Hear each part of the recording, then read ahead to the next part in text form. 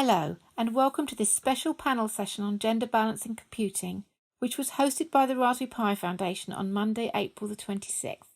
This session is chaired by Dr. Yotta Dimitriadi. Unfortunately, due to internet connectivity issues, we missed the first minute or so of Yotta's introduction, so the recording you will see starts rather abruptly. We hope you enjoyed the panel discussion and we look forward to seeing you at one of our future events. It is widely acknowledged that gender parity is a multifaceted and intersectional issue. It is also acknowledged that there is variability in the number of female participation in computer science across the globe. The presentations will both echo and introduce key points about the why or the how to support gender parity in formal and informal settings across educational phases and in the transition to the workplace. Diversity and inclusion are crucial attributes in the prosperity and empowerment of the global workforce, and positive action to address gender parity will contribute to widen the talent pool for the tech sector, support equal opportunities for progression and promotion, but more importantly, empower all to see computing as the exciting and life-changing field that we all know it can be. So thank you for being here with us. And I'll pass it over to Jill for her introduction. Hi, everyone. I'm Jill Denner. I'm a senior research scientist at a nonprofit organization in California called Education Training Research, ETR. Thank you. That's it. Amali? Thanks. Amali Elwis, incoming CEO at Founders Forum and founder, entrepreneur previously of Codefest Girls. Thank you. Peter? Hi everyone, my name's Pete Marshman and I'm the Hub Lead for Park House Computing Hub and a CAS Community Outreach Manager. Thank you. Carrie-Anne? Hello, I'm Carrie-Anne. I'm Director of Educator Support here at the Raspberry Pi Foundation. And so I'm responsible for lots of things that we do here, and I'm hoping to give you a perspective on what we're working on when it comes to gender balance in computing. Brilliant. Wonderful to have all four of you with us tonight. So shall we start with our presentations? And Jill, would you like to take over the microphone? It's nice to see everybody. It's morning here in California in the US, and I'm honored to be here on this panel with the other representatives. As I said, I'm a senior research scientist in a nonprofit organization, and with my colleagues, I do research on strategies to increase the participation of girls and women in computing. And this has included everything from running after school programs where girls learn to program computer games and learn about the tech industry, to doing research on how to increase girls' engagement and confidence in computing through strategies like pair programming and connecting computing to positive social change. I also work with school districts and community-based organizations to understand why girls are not enrolling in computer classes in the same degree as boys. So in the next 5 minutes, I'm going to talk briefly about what research says about why there's still a gender imbalance in computing and some promising strategies for how we might address it. I want to point out that it's important to say research shows there's not one solution for all girls. We know there's great diversity within the group we call female. And those of us in the US have a lot to learn from other countries where there is gender balance in computing. So with that caveat, I'm going to review some of the research that talks about why there's still a gender imbalance in some countries in computing. A lot of the research focuses on the characteristics of individuals, and people are usually quick to point out that girls report less interest and lower confidence than boys when it comes to computing. And research has found that for years, and it continues to find these gender discrepancies. But when we dig a little deeper, we find it's not a biological difference. There are no gender differences in levels of interest and confidence in computing among very young children. And if we think of this as more as a symptom than a cause, it's important to look at what factors can help us understand the gender imbalance. And so I'm going to highlight just 3 of the factors. One is the content of what is taught in computing classes and programs. So in the past, many classes have taught computer science in a way that is abstract and academic. More recent efforts show it's possible to teach computer science in a way that connects to people's daily lives and the things that matter the most to them, while also teaching key computer science concepts and practices. And this is important because studies show that girls and women are more motivated to study computer science when they see the social relevance of what they are learning. A second factor is the characteristics of the computing classrooms. So traditionally, introductory computing classes have favored competition over connection in an effort to weed out students. But research has shown that more collaborative approaches increase the performance of all students and increase the likelihood that female students will continue on and take more classes. Another factor is the physical environment, which has been found to play a role in students' sense of belonging in computing. Research has shown that when pictures and other decorations reinforce stereotypes about who is good at computing, women are less likely to feel like they belong in that room. And finally, expectations of adults, such as teachers, counselors, and parents, play an important role in who studies computer science. Studies show that girls are less likely to report that an adult has encouraged them to pursue computing. And there's a wealth of research on the power of adults' expectations on students' sense of what they can and cannot do across many subjects, including computing. And this is important because girls and women who endorse stereotypes of computer scientists, such as the male, geeky person who lacks interpersonal skills, they're less likely to express interest in becoming a computer scientist. So how might we address some of these challenges? One thing we can do is we can change the classroom environment. We can foster a sense of community and belonging through things like peer collaboration. We can provide encouragement through regular acknowledgements, including recognizing effort and not just performance and outcome. We can decorate classrooms with posters and objects that do not reinforce stereotypes about who is good at computing. And we can use culturally responsive pedagogy, which includes affirming a range of identities and cultures, and also showing the ways that computing can be used for social good. And most important, we can build interest and confidence without compromising rigor. It's not enough to engage girls in computing. We must also prepare them for their next step. Second major thing is to challenge stereotypes. We can bring in role models who represent a range of demographics and experiences. Students need to know there's not just one type of person who likes and is good at computer science. We can feature a diversity of experts in our marketing and teaching materials, including our videos and our posters. And we can provide education for teachers, counselors, and parents that challenges the stereotypes in order to make sure that their expectations for who can succeed in computer science are gender neutral. Just as we don't assume that most boys like computer science, we must also not assume that most girls will not like it or be good at it. So in summary, the research suggests that to address the gender imbalance in computer science, we can't just focus on fixing the girls. Instead, we must look at what is leading girls to choose not to participate or to believe that they should not participate. In my opinion, one of the most promising and quickest strategies is to change the messaging that is being sent by adults so that we are truly telling all students that they belong in computer science. Thank you so much, Jill, for opening up this panel discussion for us.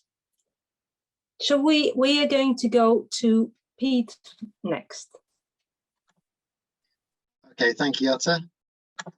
I'm just going to share some slides. I'm not as articulate as Jill, so I'm just going to hold my hand with some slides at the same time. So hi and good evening, everyone. My name's Pete. I've already introduced myself, so that's a good thing. I can skip straight on from there.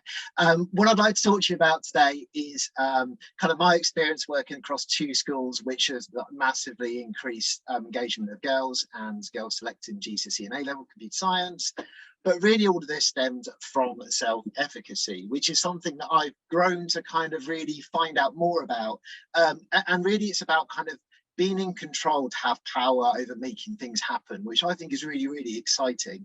And I've put some comments on here about, you know, in a football match, if you can believe you can influence the outcome of a match, then you know you are a motivated person to want to change that result. So it's not just knowing that you can achieve, it's that you can bring people with you and you have that overall confidence as well.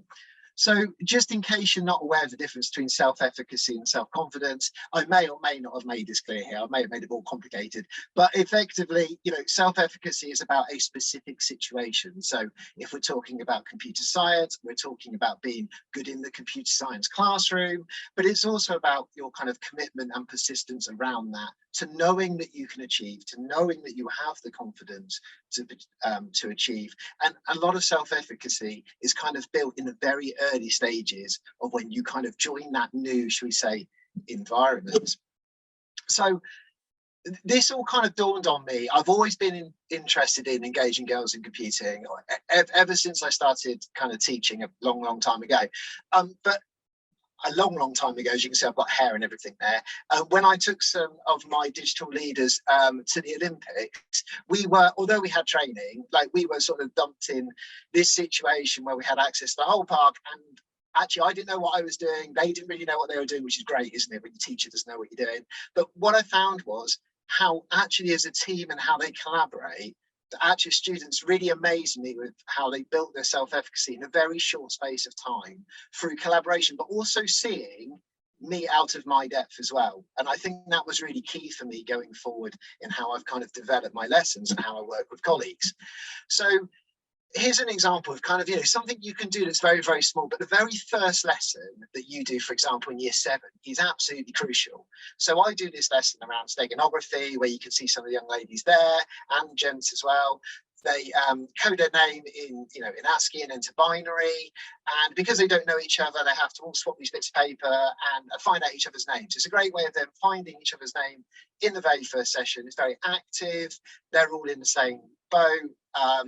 It's very collaborative. I'm trying to work out their names at the same time of decoding it, but also we then convert their binary string into a piece of pixel art. So that body of that cat there is actually this young lady's name, and she wrapped around it some more pixels to hide it. So we were actually learning about kind of encoding, decoding and steganography, but through a process of kind of collaborative play, and actually everyone kind of, you know, feeling you know, in the same sort of confidence level to start with. But these little things in the classroom are great, and I think they really help. But what I found really essential is the digital leaders that I've managed to develop. Well, I say I've developed, they would have developed themselves, I'm sure. But I've got Kira on the left-hand side here, and I've got Grace at the top right there, who have gone into primary schools and have actually led lessons. And I think it's not just about them in the classroom with their peers, it's about them knowing that they can deliver the content as a leader to younger children, and that building of their confidence is absolutely crucial. So for me, it's about those internal role models in the school that is just as crucial as bringing role models in. So I like to think of it as like an inside out and an outside in approach. So what can we as a school, as an institution, how can we kind of affect that outside culture of parents? Well, we can celebrate success. We can do things like the Idea Award. And when we're sharing all those certificates for kind of music and PE, why don't we share those certificates for you know, digital literacy work that we're doing? Why don't we kind of raise that culture in our school? Do we share information with governors? Do we bring parents, like this wonderful parent here who came on my trip to Goog with my year 7s and has come on like every other trip kind of since, and building that capacity within your department to do this. But of course they take that home and understand really what computer science is about. And I've put in there about STEAM clubs. If you can work with other departments in an after school setting, it's great when children come up with projects, and I don't know how to do this on a lathe that they want to do, but I can do the programming there. Isn't it great for them to see me go to the DT teacher and say, like, how do we do this? What do we do? Isn't that a great way of them seeing you in the same space that they may see themselves? And not seen as kind of, you know, the beholder of all the knowledge. Of course, we can also go outside. For example, we can take children to wonderful trips, experience fantastic environments, collaborative learning environments. But I think it's really important to think about, what are we trying to gain from that? Are we trying to gain about the you know, the digital environment? Is it the computational thinking skills, or is it the role models and planning that accordingly? And the great thing is then these wonderful role models we create in our school that attend all these experiences with the younger children through their school, then come back into your school and deliver assemblies about their journey. So Grace and Kira now working at IBM in a cyber unit. Isn't that great for them to see a role model in their own school that has developed their own leadership and then can share that space with them? And that feels much more real when they've seen these digital leaders and all of the things they do well and all of the mistakes that they make as well, and make them a real person. And then from this, of course, people like Grace then can kind of, you know, change the world by exploring this nationally and promoting this. And it's not just your school that benefits in your children, but it's actually children everywhere that benefit. And I think that's why that kind of internal digital leader approach is important. And to summarize, this is how I see it. It's all about developing capacity within your school to provide leadership opportunities for these wonderful young people, so that they can build their self-efficacy and then want to take the subject further. Thank you for listening. Thank you, Pete, for that wonderful summary of such an extensive portfolio. And you can see some for all our speakers. If I pass it on to Amali next. Thank you. Thank you so much, Yasha, and really lovely to be joining today. And thank you very much for the other speakers. Got me remembering a lot of things as well. And it's incredible how, you know, so many of these, I'm sure for those listening, you'll see sort of common threads coming through, which I think are sort of such a great showing of how some of this sort of evidence plays out. So my name is Amali. I'm the incoming chief exec at an organization called Founders Forum, but I was previously the chief exec of Codefest Girls. And I'm also involved with a number of organizations sort of operating in the sort of training and education space around tech. I sit on the Raspberry Pi board. I also sit on the DEI board at the Institute of Coding, as well as at Ada College as well, which is a specialist digital college. And I guess sort of thinking about my experiences, and especially thinking about when I sort of joined Codefest Girls to build out the company, when we started that journey, we were very fortunate. And I think fortunate to basically be able to have a blank slate to really think about, look, if we were taking this idea of how do we support more women into the tech industry, what were the different ways of doing that? You know, what were the 101 different mechanisms for activating that? And then what were the most effective ways for us to do that with the resources and finances that we had? So from the very beginning, we took a really sort of human-centered design approach actually to our strategy around that. And I think we learned probably a few things from both that process of the strategizing, but also obviously of the execution, and thinking about actually the execution. You know, Codefest Girls over the last 4 or 5 years has taught 20,000 plus young women how to code for free. And these are all sort of a lot of in-person courses as well as online and digital, working across the UK.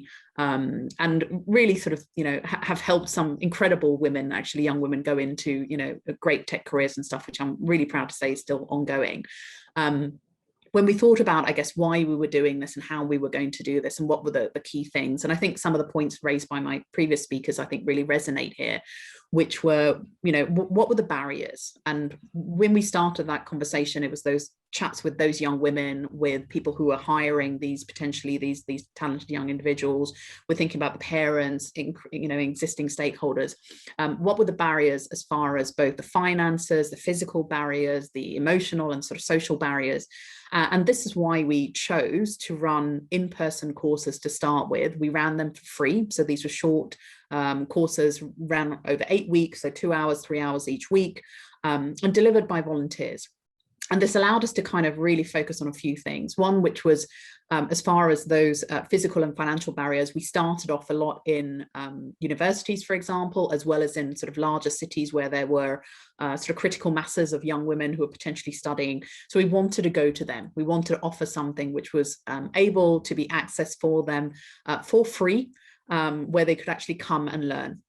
The other part was really around those social barriers. And this is, I guess, that delicate point, and I think very much going to the previous speaker's point around, we didn't see obviously the same issues, let's say if you're talking to young children. So generally, if you're talking sort of about under 10s, you'll generally see a lot more gender parity between, you know, male and female interest in science and STEM careers.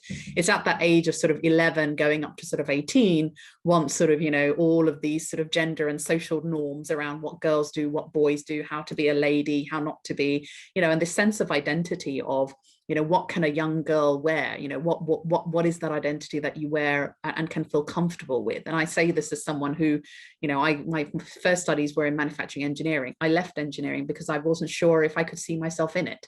You know, so in a way, I was that Codefest Girls who kind of looked at something, had even made that first step, but couldn't see myself really, you know, taking that next step. And that sense of identity, which can come from when you're joining with lots of young women who are joining, you know, there are no social pressures, you know, that we were basically saying, look, either if you identify as a woman or non-binary, we want to help you if you're effectively someone who feels less comfortable in the norm, less comfortable in the sort of the stereotype of the norm, I think is probably fair to say.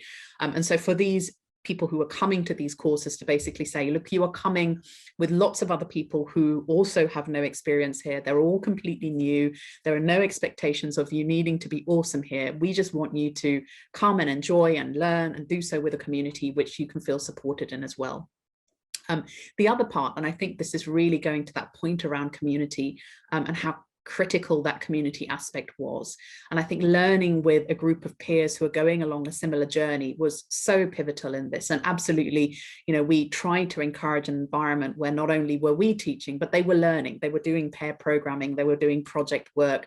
And I think something which is a little bit more reflective of how we actually work within a, you know, an environment. Let's say if you're working on a project or something, you know, it's very rare that I think probably any of us would go into an office one day and your boss would sit you down and go, you know what, have you memorized the last 50 things around sort of yesterday's work? Can you list them all? You know, that's not the way that we work. We research, we will go online, we work with other people, we ask questions. So trying to sort of replicate that type of environment, which would not only help them to learn a little bit better as far as a more comfortable learning environment, but also to do so in a way which would line them up well for working within roles within the sort of the tech industry or other industries where you're doing sort of technology work as well. And I think that sort of played out not only into the students, but also into the people who taught. So the people who taught the courses were volunteers. So these were people who weren't formal, you know, educators, they weren't teachers. And, you know, absolutely there is a really important role, I think, in both of them to be played there. But these were people who we basically put in front and said, look, these are people who work in this industry. They are not the oracles of all knowledge. They will not know all the answers.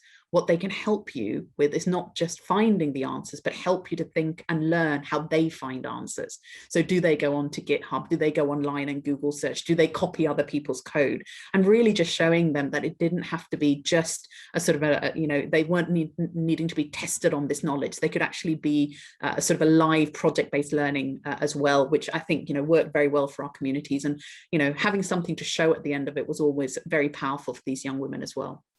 And then the last point, which I think is just the pass it on and sort of the train the trainer aspect. And I think this really came to home for me. I remember once seeing a tweet, which was tweeted by a young woman who had got one of our courses, the spots, which was being hosted by Twitter. And she was being taught by another young woman who had done one of our courses something like 8 months before. And she had been taught by another young woman who had also done the course about 8 months, you know, a year before. So we had these 3 generations effectively of young women who had taught each other how to code.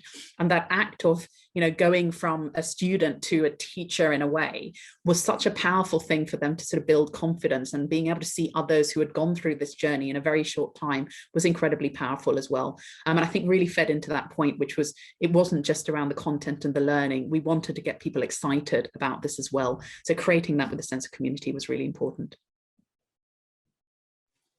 That's fantastic, Amali. Thank you so much for reinforcing the threads, but also sharing your personal lived experiences and the narratives of these other female participants that you had in your care. So thank you very much. Carrie-Anne? Okay, hopefully you can see some slides. Yes, I see someone nodding. Yes. That's good. So we've heard a little bit there about research and interventions that research is telling us would be a good way to encourage more girls into computer science. We've heard experiences from a teacher in formal education, and we've heard about the experiences in non-formal education and the interventions that have been trialled there. And what I'm going to talk about is the work that we're doing at the Raspberry Pi Foundation to really test those interventions, to find out what does resonate and what does work, and how we can then share that with the rest of the world so that they can use it. So I'm going to talk a bit about gender balancing computing. It's a research program, and the idea is to really evaluate these different interventions, these different approaches to engage more girls in computing. It's the largest randomized controlled trial in England to date. And we're going to be looking at 5 interventions. And we're working with a whole group of people. It's not just the Raspberry Pi Foundation. This is part of the National Centre for Computing Education, so it's funded by the Department for Education. Behavioural Insights team are supporting. We're working with WISE and Apps for Good in some of these interventions as well. So there are 5 in total. The first one is about teaching approaches. So it really sits in that first category of formal education that Pete was talking about. And here what we're looking at, and Jill mentioned this when she kind of gave the summary of research, is how we teach computing and the activities and the way we teach it. If we use effective pedagogy, or pedagogy that resonates with diverse groups, does that help increase engagement? And the specific approaches that we're looking at are paired programming and peer instruction, and that's working with children who are aged between 9 and 13, and storytelling with a younger age group between 5 and 7, and really to check if teachers are trained in these approaches and they teach the subject, does it move it out of that academic kind of world that Jill mentioned and bring it into a world in which they see the relevance of it. Another approach is belonging, and we've heard this mentioned by a number of guests already, speakers who have talked about this, which is role models seem to be really important, right? We've got digital leaders, who have gone through the program at school, come back to school and teach others. And Marley mentioned, the young people who, or the girls who took part in their courses, then becoming trainers to other girls. We definitely know there's something in this space, but how can we encourage this more and learn from it? How can we really encourage this belonging aspect in computer science to really encourage young people? And it doesn't just stop with role models. I think this has been mentioned a couple of times, but parents just play such an important role, as well as teachers and volunteers and adults in young people's lives. But parents play this really important role in encouraging young people to take their next steps in their careers. I use this as an example all the time. When I was growing up, my mum always pushed me towards kind of arts and humanities based subjects, because that was what she saw as being academic or being an important thing that young women do. But actually I was just a very technical person, and had I perhaps just leaned into my technical side a bit more, I might have grabbed hold of computer science earlier than what I did. So I think this is an important space, and I think we can learn a lot through these interventions. The next trial is around relevance, and the idea here, we've heard this as well before, is that for young people, and particularly girls, what we see is if there is a reason to engage with a project, if there's something meaningful and relevant to them, a sort of real world problem that's really important to them, maybe it's the environment, maybe it's in their local area, the older residents of their area perhaps aren't able to get out and get their medicine at the moment because of COVID. What are these kind of real world problems that are really important and meaningful for young people, and particularly girls? By engaging in those and creating projects and technology that solve those problems, does that help encourage them to see that the subject is for them, and actually they can go on and have self-efficacy, as Pete mentioned earlier? And we're working with Apps for Good to help with this intervention. The next one really spans, we've kind of moved from formal education, we're kind of now moving to non-formal education, and really understanding the impact that the non-formal space can have on the uptake of computer science by girls. So code clubs and other, Codefest Girls and all these other great non-formal space clubs are doing really good work in encouraging girls. So a code club has sort of 40% uptake by girls. The stats are really good in non-formal. So how can we translate that into formal? And so this intervention really encourages volunteers and the clubs to ask the children to identify what skills they're using as they're working through creating and designing apps or creating coded projects. Think about what skills they're learning: creativity, problem solving, and then to try and link these to jobs that may exist and careers that may exist, to try and join up the experiences that they're having in this really fun and formal environment to a career that they could possibly see themselves doing. And finally, the last intervention is one that's really close to my heart as an ex-teacher, which is around subject choice and timetabling.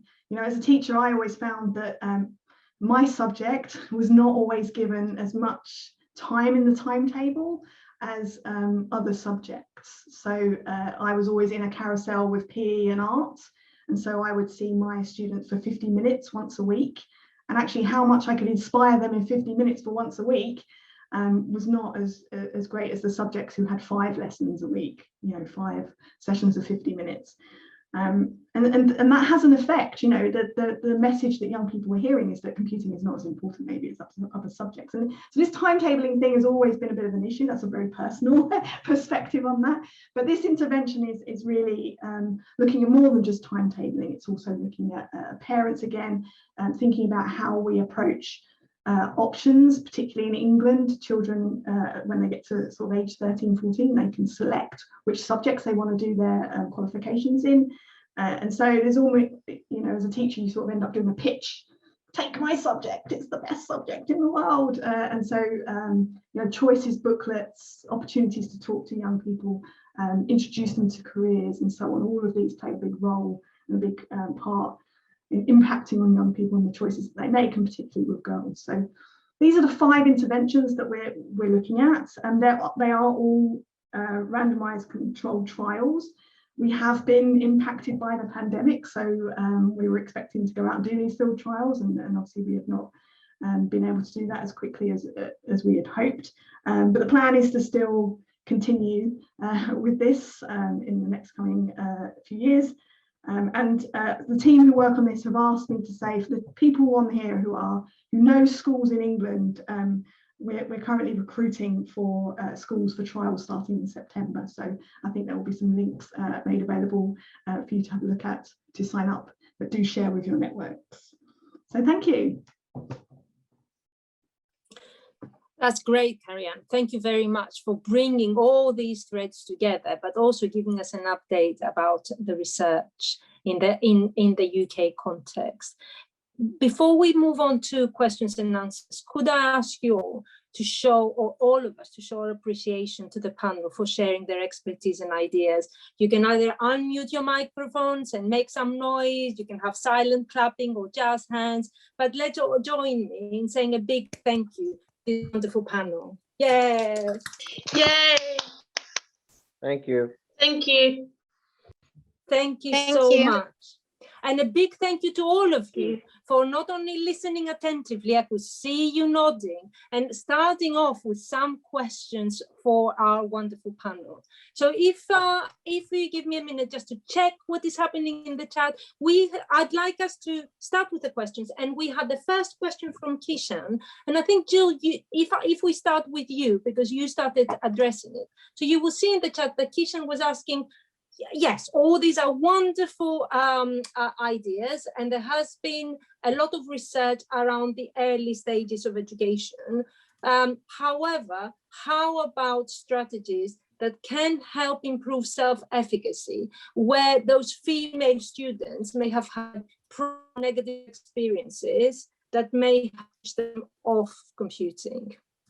I really appreciated this question because, you know, the implication that we don't want to make is that, well, if they have a bad experience, well, that's it, all done, right? If somebody expressed interest and took a class and had a bad experience, there's someone that's interested in computing and should be encouraged. And so I put a link in the chat to the National Center for Women in IT, ncwit.org. If you're not familiar with them, they have really great resources for K-12 higher education and also the workforce, for some pretty practical strategies to be used in classes and in higher education. But I think, again, you know, encouraging teachers to foster a sense of community and a sense of belonging among students, peer support, the things that we know have worked for students in the past are things to look at, but also then looking at the diversity of the girls, right? There's not a one size fits all. So on a very local level, what were their experiences? Why were they negative? And then really kind of crafting your approach based on why the student did not feel comfortable or had a bad experience, because we know there's so many differences among the group of girls, among the group of students we call girls or who identify as female. Yeah. Yeah, sorry. I was going to jump in there, Jutta, as well. And I completely agree with Jill. And I think, you know, when I think about Codefest Girls, so we focused on, you know, girls and young women, late teens and early 20s. A lot of them had either bad or zero experiences with technology before. And I think what worked for us was, number one, the sense that this wasn't the same, right? This wasn't, there weren't exams here. They weren't going to be graded. It was something that they were doing as a hobby, as a personal sort of development angle. They were doing it with others who were going along the same kind of journey, who also weren't going to be amazing developers already. So I think just making people feel like it was different, that they could, you know, get involved and that it would be a different experience. And quite a lot of them who were getting to that age where they were thinking about their first careers, thinking about those first jobs, looking around and probably seeing that, you know, so many exciting jobs which were really well paid required some sort of technology background. So making sure that the interventions were then made at those stages where they were starting to sort of question, okay, maybe I hadn't done, you know, any technology since I was, I don't know, 15 or something like that. But, you know, at the age of 20, maybe it's something which might help my job. And maybe this is something I can just add to my CV, which will help me to kind of counter some of those points. And a lot of those young women did then go on to more formal education when they've kind of reconnected with the subject. So having that kind of way in as a sort of you know, an entry into sort of, you know, the computer science, which was sort of low barrier, that really helped us as well. So if I'm going to move on to the questions, and we had one from Hillary. Pete, if we go to you, have you got, and it's Pete and Amali, have you got any evaluations that you could share on the approaches that you have been using? Pete, would you like to start? Yes, so, sure. So for my masters, this was like one of the focuses that I had, which is around sort of self-efficacy. I did do like a little empirical study with my GCSE students and actually some of my A-level students as well. But it was just very much based on those students in my school. But yeah, had sort of results, and it was, you know, a mixture of qualitative and quantitative sort of results. And that's where a lot of kind of my thinking has come through in terms of developing those ideas. So yeah, I mean, that's something that I can forward to Jota, and Jota can send out, or you know, for example, that's no problem. I'd have to dig it out if I was going to look at it now. Thank you. Oh, thank you. Amali, would you have a comment to make? Yeah, most of our data was really around what these young women then went on to do. Because obviously it was 100% young women, so we didn't have numbers about how many of those people were young women who ended up doing these courses. But for example, thinking about even follow-on studies, so about 40% of our cohorts actually went on to do second level studies, so we did multiple languages, and obviously, you know, proportions of them who were then working in, I guess, tech-related careers or in tech companies was very high as well. So yeah, happy to sort of dig out some numbers if I can find those, but they might still be on the Codefest Girls websites as well. That's brilliant, thank you. And in the same question, we had a question from Carrie-Anne about when can we expect the first exciting finding from the research? So I think there's some confusion internally with a few of this. So I think we were expecting some results at the end of 2021, but I think it's probably more likely we're looking at 2022. Some of the results are a little bit delayed, but we will definitely have all the results out by December 2022. But one of the non-RCT elements will definitely get some data and results out by the end of this year. There won't be an RCT finding. That's where we are. The best thing to do is to sign up to the newsletter. We've been putting some links in the chat, but that will give you updates on, you know, as we know things, we will let you know. Right, thank you. Thank you. We've got more questions. One, if I go to Julie's question, with regard to timetabling and options, affecting change presents particular challenges, control authority. How could this situation be addressed around timetabling? Julie, would you like to clarify the question?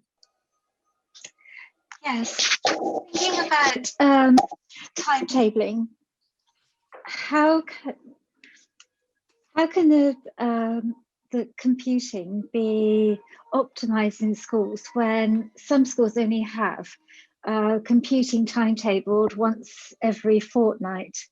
And it may well be, for example, with options, there might be maybe 4 banks of options, and computing is one, and it's competing with psychology and such other subjects. But what control do we have over this? Is it a case of drumming up support, showing what's possible, and then building a case? I was just wondering what the panelists thought. It's such a, I mean, Sue's mentioned it, but it's such a difficult question to answer because all we can do is do these studies and these trials and these pilots, learn from them, gather the evidence from them, and then, you know, publish that evidence and propose, you know, suggestions based on that evidence. But it will be down to schools and how schools then take that and implement it, right? We really need advocates at all stages within schools. We don't just need great teachers, we need great senior leaders, we need passionate governors, you know, we need all those people across the board. And, you know, this is a Department for Education funded study. So, you know, we hope that that will have an impact in schools in England and then hopefully beyond schools in England. So difficult, but I think this is the starting point and these are the building blocks that help us get to a point where we can provide those answers. Great. And Carrie-Anne, very quickly, can you remind us the age range research? This is one of the questions. So they're different depending on the different interventions. The best place to look is to go to teachcomputing.org/gender balance. You'll find more details on all of the interventions there. As I say, they're different depending on the different types of intervention we're doing. So like the teaching approaches, you know, some of those, the pair programming, the peer instruction is for age range. It's sort of key stage 2, key stage 3 in England, which is sort of 8, 9 to sort of 12, 13 age range, but the storytelling one is for much younger children, key stage 1, which is sort of 5, 6, 7-year-olds, sort of that age group. So it depends on the trial and it depends on the intervention. So for more information, definitely check out the website. Thank you very much. We've got a question about the now, the present. There has been research going on for years. What has changed now that we all need to take action? Is there some changes now? And Jill, would you like to start us off?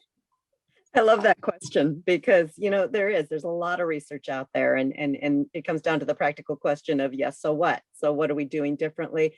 I think, you know, there's a lot of research that's not being utilized and not being put into practice. But one good example, I think, is the research on perceived support or encouragement. And so data really shows that girls are less likely to report that they're being encouraged to take computing classes. And I think that there's then been a response to that because it alerts something in those of us who are adults to think about our own behavior. You know, am I encouraging my daughter and my son differently? Are teachers encouraging different? Kind of the self-reflective, and then some of the tools that are out there, particularly by ncwit.org, has come up with a lot around encouragement and how to have a more gender neutral approach to encouragement and think about our unconscious biases and how we're driving it. So that's one example, but I think the bigger question that, I don't know if this is where you're going with it, but I always like to raise is, where's all this research going and how are we applying it and how is it useful and relevant to teachers and to program leaders who are actually interacting with students,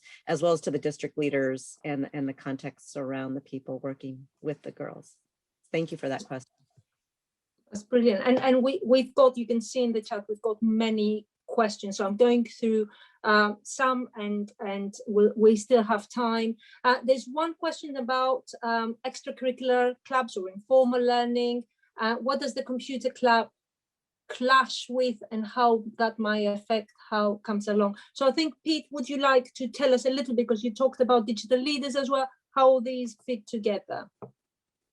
Yeah, sure. So I think for me, it's about, so computing departments, teachers, there's not a lot of us like in a department. There might be like 1 or 2 or maybe a few more. So, and some of us are out doing other things and bits and pieces. So I think what you need to do is kind of develop sort of capacity, and you have to be quite creative, because I'd love to have a department of 8, but that's not going to happen. So one experience I remember is I was on a school trip, realised I didn't have enough teacher to child ratio because I didn't plan it very well. And actually, I remember that there was a physics technician that I spoke to at coffee once 2 weeks ago, and I went and spoke to her, and she came on the trip and she like went back on every single one since then. It's something she always wanted to do, but no one had ever asked her. Or it might be a member of your administration team that you've never ever asked if they want to join you on a event, and or like I say, when parents come, they often come back, and that gives you kind of the added ratio. But over time, they then involve kind of taking children out separately, and kind of can do that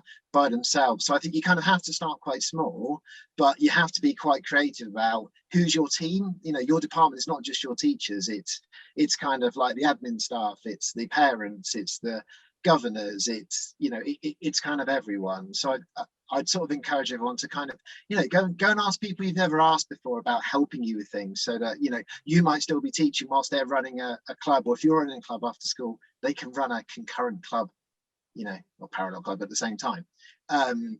So, you know, that's what I would say to explore, really. Brilliant, thank you.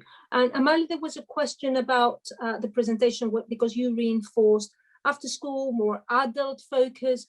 Would you be able to share some other projects, or maybe any research in the area of adult upskilling? Yeah, so we didn't do any research into adult upskilling per se, but we did run, for example, professionals courses, which were for women who were already working, maybe had, you know, a few years sort of, you know, work experience already. But in some cases, actually, we had people who were senior managers within, you know, professional services consulting firms. But these were all people who were basically, again, you know, had gotten to a point of their career, either mid or even matured into their career, and realized that they needed to understand a bit more. I think for us, it was really just about offering them avenues. And I think this is one of the key things, which is, regardless of where you are in a journey, whether you're, you know, 6 or 60, can you find somewhere where you can feel that you can join that journey? You know, where's the route in for people who feel that they've missed the boat? And honestly, I remember one of our young associates who was teaching her 85-year-old grandmother how to code. You know, and this woman became a prolific developer on her little WordPress page and stuff, and was, I think, learning Python over one Christmas, which her granddaughter was teaching her. So, you know, there is always this capacity to learn, and I think it's just offering those options for people where they feel that they can join in and not feel left out, because I think that's the biggest challenge, which is people feel either it's going to be too hard for them to do, or when they start and they get stuck, they have no one to ask, or no one to feel that they're, you know, everyone else is struggling. So that's that feeling of camaraderie, and I'm going through the same kind of challenge, I think is so important. I did see a question there talking about the norms as well. So how do we kind of combat, you know, the stereotypes? And I think, you know, the way that we approached it was all around how do we create, and you know, I know this has, you know, very current context, but how do we create a new normal, right? As human beings, we're very good at seeing patterns. We look at the world around us and we form our sort of, you know, averages based on what we see. And this was really what Codefest Girls was trying to do, which was to kind of re-engage people with seeing something as a new normal vision. You know, it's very hard to think, you know, technology is only for men if you're surrounded by 300 other young women who are also the same age, with other young women speaking in front of you, with older women who are in the industry who you look up and go, wow, they're amazing. So it is about just creating that, you know, sense of community where you can just see something which is more like something you can relate to, which I think is, you know, really helped us to think about it that way. Thank you very much. We've got 4 minutes. I can see Kerry Dick's hand up. If we take that as a last question, Kerry, would you like to unmute and share? Yeah, cool. Am I coming through? Yes. I can see the auto transcript coming through on the bottom as well, which is always a good indication. Yeah, it's following on from comments that Pete Kemp made a while back about the sort of curriculum and how the reform at GCSE, a lot of girls indicated interest in data science and different aspects that weren't necessarily reflected in fullness, either across computer science curriculum or even maybe more as a whole across IT in schools generally. And how much are we potentially sort of disenfranchising people in picking computer science because we're not actually covering some of the stuff that does interest particular groups in computer science? And are we too over focused on, you know, the sort of coding aspects or I don't know, logic aspects or math aspects? And maybe we're actually, you know, could we look at the curriculum and say, well, is it fair? Is it actually the curriculum which is putting, you know, young people off picking this subject as well? And maybe we could redress the balance in some ways through, you know, looking at that particular aspect and trying to pull in areas of interest that we know are going to attract sort of underrepresented groups back into the curriculum to make it feel more accessible to them? Thank you very much for that question. I wonder, in response to Kerry's questions, if we go through the panel to give us an opportunity to summarize a key point that you would like to make as well before we say the final points. So Jill, shall I start with you, and bearing Kerry's question in mind as well? Sure, I wanted to make a point that directly addresses the last question, but I think it's really important, again, to think about the differences within the group of students who identify as female. Our research has shown that using a gender lens is helpful for some and not for others. Women who are the only woman in a computing class, some of the women thrive on being the only one there. They see it as a challenge and it motivates them. Some struggle and find that their spirit is crushed and it's not helpful to be the only woman in there. And some women aren't even aware and thinking about it. We ask them about the gender differences and being the only woman, and they seem a little bit unclear on what we're talking about. And so coming to women to support them because they're the only woman in the class may not be the best approach for some women. And so again, the intersectionality is important here. We haven't delved into that enough. And thinking about the women that you're working with, the girls you're working with as individuals, as well as thinking about these broader themes across countries and time. So that's my Brilliant. Thank you. Pete? Yeah, I think Kerry raised, some really good points, and I honestly don't exactly know how to kind of respond to it, other than I think yes, I think data science, but I think when we look at things like data science, I think the first thing that comes into my head is I feel like it's perhaps an easier area to contextualize. So maybe that's one of many things that might be good, but I think ultimately, yeah, it does come down to delivery in the classroom, and it does come down to a whole range of variables, if you were. So I don't know the answer, but I think, yeah, there are lots of groups already exploring, I think, alternatives and what could be done, could we change, what other things can we add in, and I think that's really beneficial. Yeah, so I think really great points, definitely something that we should all be looking at as well, among all the other things again. Thank you. We'll overrun by 2 minutes. This is important for Amali. Would you like to summarize and share some points with us? Sure, and very, very quickly, and I think just echoing some of the points here, I think if people have heard anything from here, it's that there are so many different ways to get into this and so many different identities that you can wear as someone working within a sort of a tech career. And I think that the one thing which I think all of us can do is just to help people identify with those different methods, whatever they like, if they like project-based learning, if they like more academic and testing focused, if it's more around sort of the gender and the community focus, or if it's more independent learning. I think one of those things, talking about things that have changed, we've seen just such a growth in all of these alternative learning mechanisms and a lot of development as far as formal learning as well, that I think it just seems a shame to exclude people when there are so many avenues for them to learn. Thank you. And Carrie-Anne? I think it's really important to go back to that point about context and creativity. And I think if we always return to that, whatever aspects of any curriculum that you're teaching, you will find a way to engage with all students of all backgrounds. And I just think it's really important to hold on to those.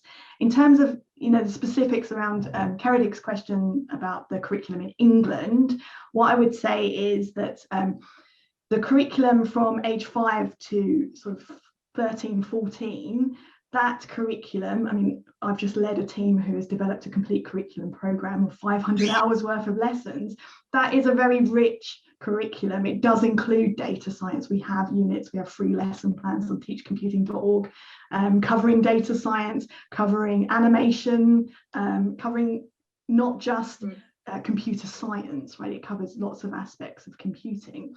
The GCSE that is available, that is specifically on computer science, but let's not rule out all the vocational qualifications that also exist in computing that dive into a lot of these areas. And I think formal education has a role to play in showing students what's available, not just GCSE computer science, and kind of going back to the timetabling thing all over again. It's about having advocates both in the classroom and outside the classroom and in senior leadership and everywhere else to really encourage that change as well. It's brilliant, thank you. So before we say goodbye to all of you, and a big thank you from us, magically shared what the program looks like for the next few months. So please join us to find out more about equity, diversity and inclusion. Register to the newsletter and you get more information and an invitation link. So from me to the panel and to all of you, a big thank you for being with us tonight, and I hope you find it informative and inspiring as I did. See you again very soon.